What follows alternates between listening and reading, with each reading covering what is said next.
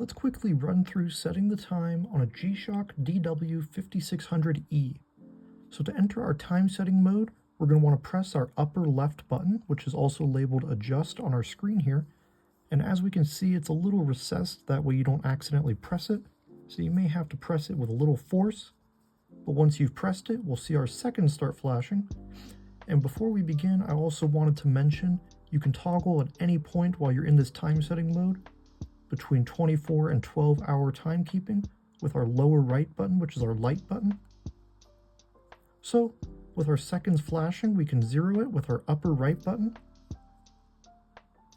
And now to enter our next setting, we'll press mode, which is our lower left button. Now we can choose our hour, and we can only advance this up with our upper right button.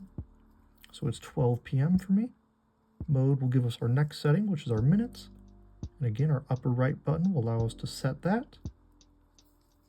Mode again will allow us to set our year, 2026. Mode again will allow us to set our month. It's January, so we're good there. And finally, mode again will allow us to set our day.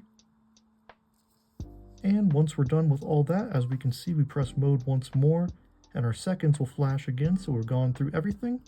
Simply press that adjust button one more time, and now our watch will be set to the correct time. Thank you guys so much for joining me in this quick little time setting tutorial. I really hope everything was clear and helpful.